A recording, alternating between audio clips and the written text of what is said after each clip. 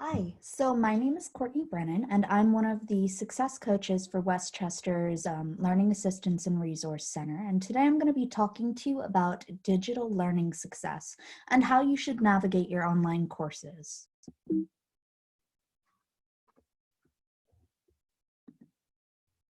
So during this workshop, we have some goals for you. First, students will be able to reflect on their current approach to online learning. Then they'll identify some new approaches to online success. And finally, we'll have you begin implementing the techniques to put you on the path to success.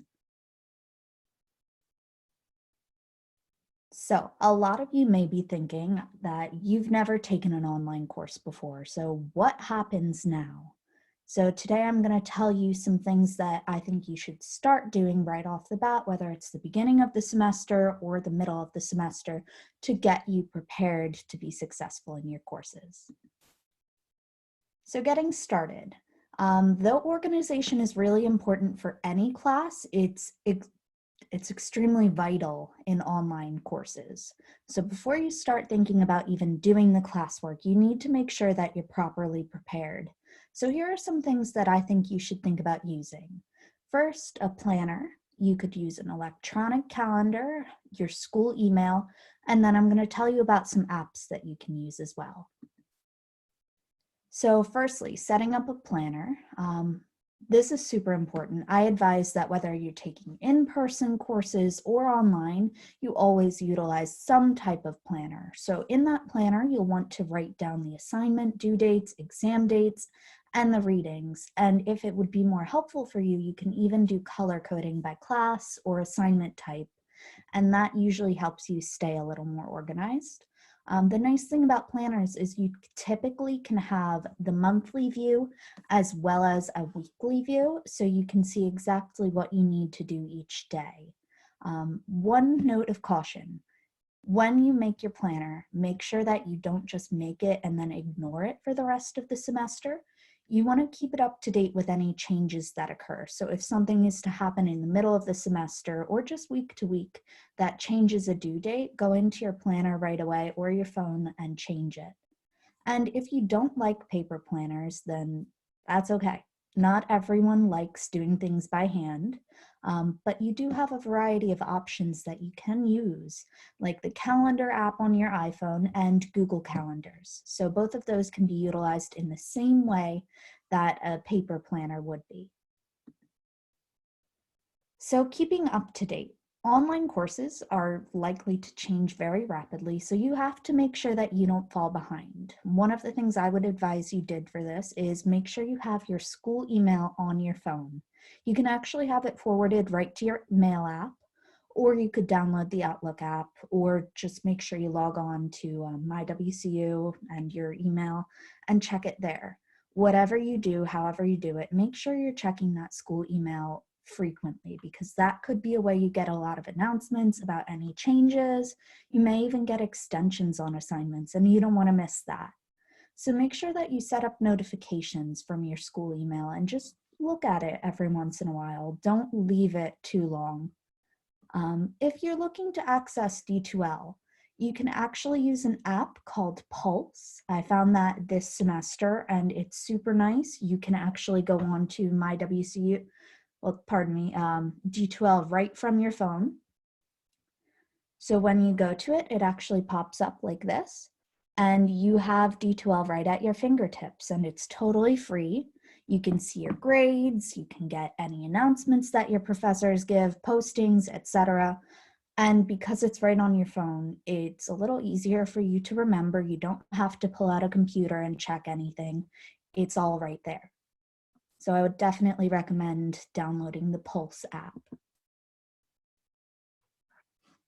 In online classes, communication is still going to be super important. One of the things you want to do is make sure you know how you would ask for help in this course. So some professors may prefer that you email them, some even will have you text them. It's not super common, but other options could be things like chatting or the discussion boards. Make sure you know how you would be able to reach out if you need help. Another important note is that when you are communicating, even though it's an online environment, you still need to be mindful of your language and tone.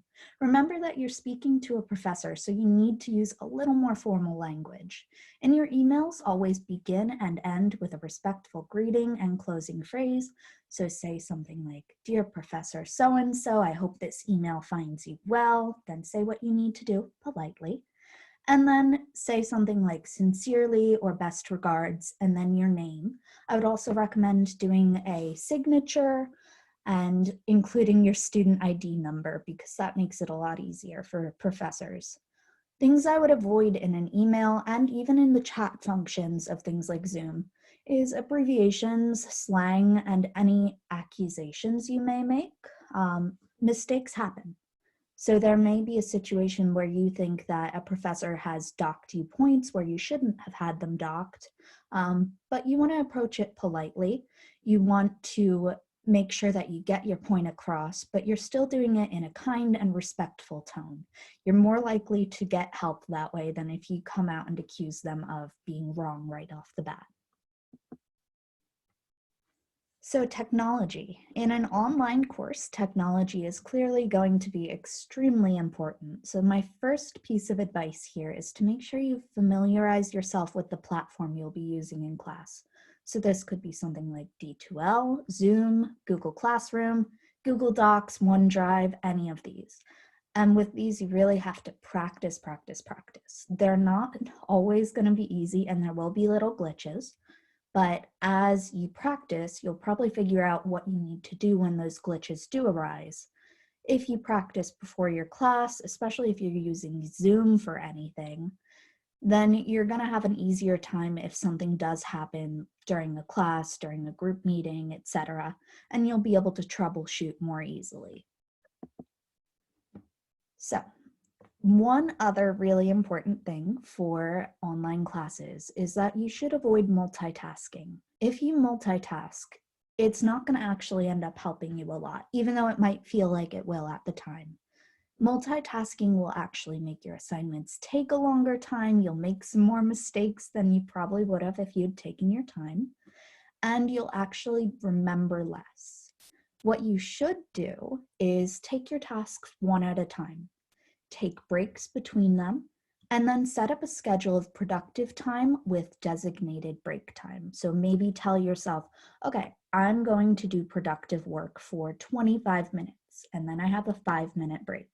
If you're someone who can sit and do work for a little longer, say, okay, I'm going to do a 50-minute work period and then a 10-minute break.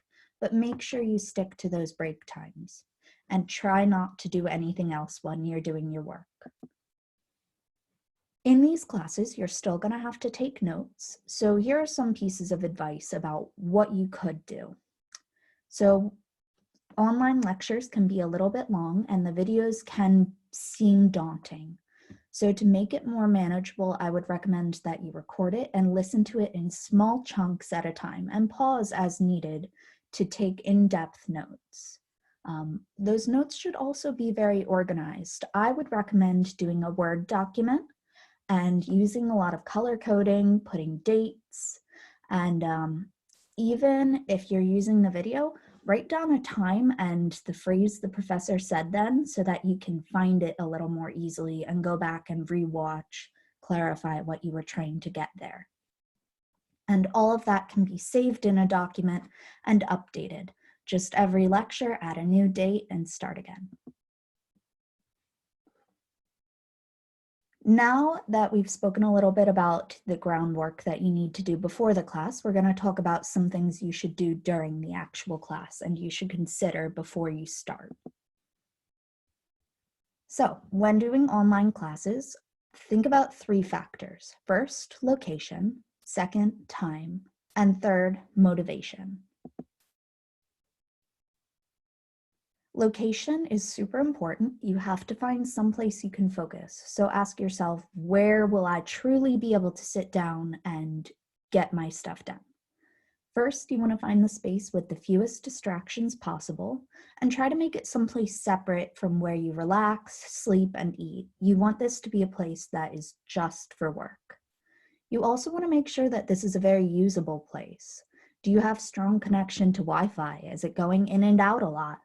And do you have access to a charging outlet? That is super important because you don't want your computer to die in the middle and not have some place to plug in.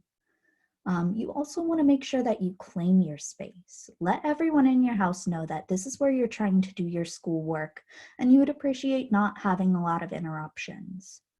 Also, strive to eliminate all of the distractions that you can think of. Consider turning your cell phone off or on Do Not Disturb to avoid losing your focus every time you get a text or a notification from social media.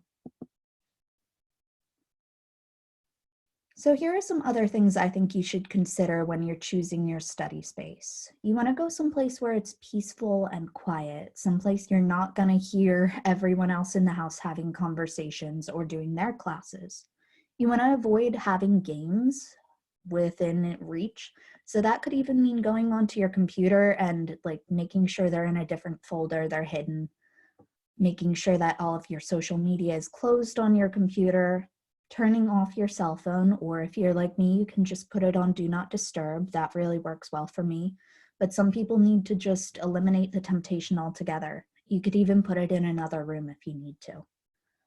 Don't surf the internet. So you don't want to be looking on Facebook or Instagram, Twitter, or even online shopping. A lot of people do things like that, and it just detracts from what you're doing and makes your time go by more slowly because you're not focusing. You also want to make sure that the place you choose is comfortable. So is it a comfortable chair that you'll be able to sit in for an extended period of time? Is there good lighting? You want to make sure that the room is as bright as your computer so that your eyes aren't strained. You also want to make sure, again, that you have some place you could charge nearby. The next element you want to consider is time. So you want to schedule everything. Make sure that you have written down somewhere, whether it's in your planner or you could do an Excel document with a schedule for what your productive time is going to look like. You're going to put the subject that you want to work on and how long you want to work on it. So say, I want to work on science for an hour and a half, and then I'm going to work on math for another hour and a half. And I would write that down somewhere physically so that I can hold myself accountable for that. In that schedule piece, you can also write other things that are non-school related. So you could say, okay, I'm going to go to the gym at 7 a.m. I'm going to have dinner at 6 o'clock. You want to make sure that you have everything as organized as possible and hold yourself accountable for that schedule. Second, I think you should work on chunking the work. So you want to make sure that the work is not overwhelming. Different people can focus for different amounts of time, but you want to make sure that you're honest with yourself about how long you can focus for. So make it something that is totally realistic. If you're someone who gets distracted easily, go for 20-minute increments instead of 50. And during that time, only focus on the one class, the one project that you're working on. And then finally, with your time, make sure you build in time for rewards. So set up small ones throughout the day. You could do like a little social media break, a little snack, Netflix, but make sure you stick to your schedule. Set an alarm when you're starting a break for like 5 minutes, 10 minutes, or a half hour if it's a really long break. And then once that alarm goes off, go back to your work right away. At the end of the day, you could even give yourself a bigger reward. So like, let's say you finish a big project or you finish all of your work for the day. Then you could say, okay, I'm going to get to watch this full episode. Another important factor to think about is motivation. One of the things I always like to tell my students is that you need to capitalize on any moment of motivation that strikes you. If you get in a mood where suddenly you're like, wow, I am feeling really productive today, try to knock out as many assignments as you can. This could be a situation where you decide to do a bunch of small assignments and get all of those done so that you can work on the bigger things in your designated time. Or if you're feeling really motivated for a specific project, just get that done. If you feel that motivation, try to make it as productive as possible. Second, you want to make sure, again, that you give yourself rewards that are actually going to motivate you. Everyone has different things that make them work hard. So what motivates me as a reward might not be something that motivates you. What I want you to do is think about something that would really be a treat for you. Would it be like walking your dog? Would it be like, okay, I get this candy bar? Would it be an episode of Netflix? Something that will truly make you work for it. And then the last thing I'd like to point out about motivation is that we're all in this together. So success coaches, friends, siblings, we can all help you hold yourself accountable, and we can help motivate you. If you and your friend are in the same class, maybe set aside time to work together. And then once you're finished with an assignment, talk to them about it. Say, oh, look, we did this together. Like, we're done. So then you would get to celebrate, hold each other accountable, have a friend say, hey, have you finished that assignment we talked about doing? We can't do anything together until we finish that. So having other people hold you accountable as well as yourself is really a good method to employ. And last, we want to make sure that you're taking care of yourself. So self-care is super important. We'll actually have a full video on self-care, but particularly when you're doing online learning, you want to make sure that you do take this time for yourself. So sticking to a routine can be really, really exhausting, and you have to make sure that you incorporate breaks, especially for self-care, so that you can actually recharge and get back to work. In this case, what is self-care? It can be really anything you want. So exercise, cooking, TV, drawing, art, walking the dog. All of these would qualify as self-care. And this is super important because these are the moments where you get the energy to get back and dig in your heels to get the work done. So my big piece of advice here is don't skip your breaks. Taking care of yourself is the way to help yourself keep productive.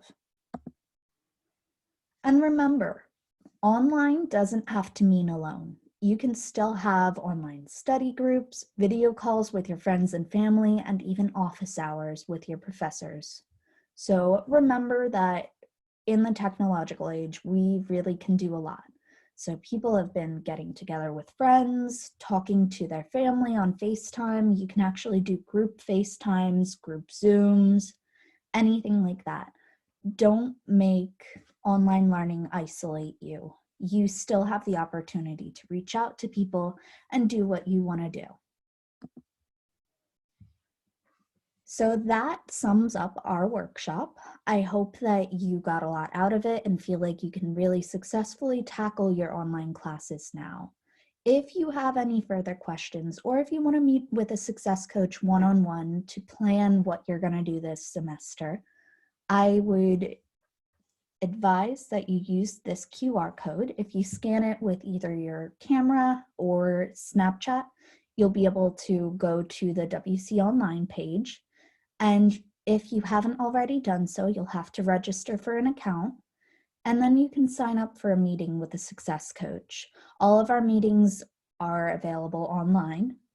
So you will be able to click a white time with a success coach, and then that will be the appointment window. If you have any other questions, please feel free to email us at successcoaching@wcupa.edu. Please don't hesitate to reach out. I hope that your semester goes well and that you have a lot of success in your classes.